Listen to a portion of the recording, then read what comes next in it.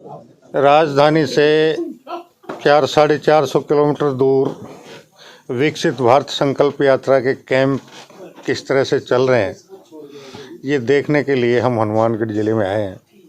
कल सुबह विकसित भारत संकल्प यात्रा के कैंप का निरीक्षण करेंगे और फिर उसके बाद आगे के कार्यक्रम। देखिए, भारतीय जनता पार्टी का सबसे पहला लक्ष्य ये है कि पिछले 5 साल में राजस्थान में जिस प्रकार की अराजकता की स्थितियां रही हैं, अपराध चरम पर गया है, भ्रष्टाचार चरम पर गया है और समाज के हर वर्ग के साथ विश्वासघात और अन्याय हुआ है।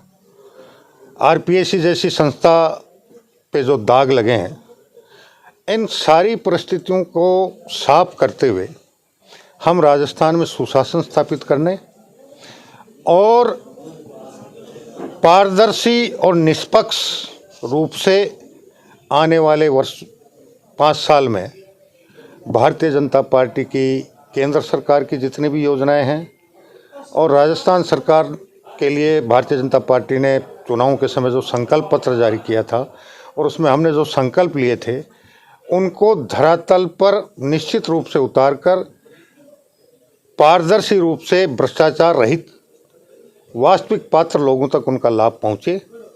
और उसके अलावा पिछले 5 साल में युवाओं के साथ, बेरोजगारों के साथ जिस प्रकार का 19 बार पेपर चोरी हुए, मैं लीक नहीं मानता उसको।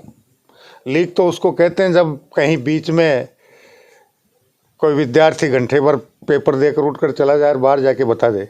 ये तो जहाँ स्ट्रांग रूम से जिन लोगों के जिम्मे निष्पक्ष रूप से परीक्षा कराने की जिम्मेदारी थी, उन्होंने परीक्षा से 24 घंटे पहले, 36 घंटे पहले स्ट्रांग रूम से पेपर चोरी किए और मार्केट में सैकड़ों करोड़ रुपए लेकर बेचे। इस प्रकार की पुनरावृत्ति नहीं हो, उसके लिए राजस्थान माननीय मुख्यमंत्री जी ने एसआईटी का गठन कर दिया है और हम ये मानते हैं कि आने वाले 4-6 महीने में पिछले 19 पेपर चोरी के मामलों में जो भी संलिप्त थे, वो सारे के सारे कानून के शिकंजे में हों। कि जो आज की तारीख में कानून और नियम है, उसका तो कहीं कोई उल्लंघन हुआ नहीं है। अब बाकी ये तो राजनीतिक मुद्दे हैं। हर मुद्दे में एक पार्टी कहती है कि ये गलत हो गया, दूसरी पार्टी कहती है ये सही हो गया। वो उनको अगर कोई दिक्कत है तो जो सक्षम स्तर पर जहाँ भी उनको शिकायत करनी, निष्पक्ष जांच होकर जो भी वास्तविकता होगी वो आम आदमी के सामने आ जाएगी। उसके लिए भी चूँकि ये कानून व्यवस्था की स्थिति का मामला है और कानून व्यवस्था की स्थिति बदतर होने के कारण ही अपराध चरम पर पहुंचा था। और अपराध बढ़ने के पीछे 2 ही कारण होते हैं, एक नशाखोरी और दूसरा आर्थिक। तो निश्चित रूप से जब हम कानून व्यवस्था को सुदृढ़ करेंगे तो नशाखोरी पर भी अंकुश होगा।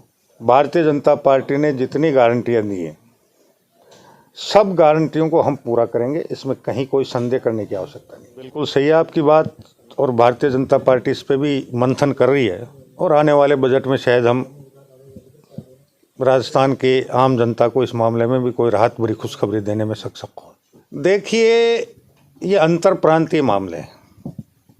आपको जानकारी के लिए बता दूं कि भारत पाकिस्तान के बीच विश्व बैंक की मध्यस्थता में जो 5 नदियों के जल का समझौता हुआ था, हम उस समझौते के 53 साल बाद भी भारत के हिस्से का जितना पानी था उसका समुचित उपयोग नहीं कर पा रहे हैं। हमारा लगभग 1/3 पानी अतिरिक्त रूप से बहकर पाकिस्तान जा रहा है और उसके लिए उस समय जो योजना बनी थी, जिसे सतलुज यमुना लिंक नहर नाम दिया गया था, भूमि अधिकृत हुई थी, कच्ची नहर बनी थी। अब पंजाब के विघटन के बाद जिस प्रकार की परिस्थितियां उस काल में बनी, तो आपको पता है एक बार नींव जब कमज़ोर पड़ती है तो कंगूरे बार बार मरम्मत करने पड़ते हैं।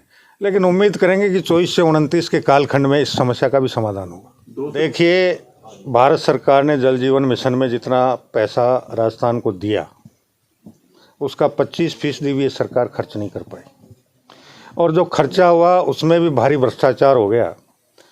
तो हम आने वाले 2-4 महीने में, 6 महीने में उसकी निष्पक्ष जांच करवा कर और जल जीवन मिशन को पारदर्शी और भ्रष्टाचार रहित बनाकर बाकी जो योजनाएं लंबित रह गई थी उनको 2025 के अंत तक निश्चित रूप से पूरा करेंगे। अब इस यहाँ से जाने के बाद मुख्यमंत्री जी से चर्चा करके उनके संज्ञान में इस बात को लाकर और जो भी कमी खामियां रही उनको दूर करवाते उस योजना को लागू करवाने में जितना कुछ हमसे होगा निश्चित रूप से प्रयास करके सफलता प्राप्त करेंगे।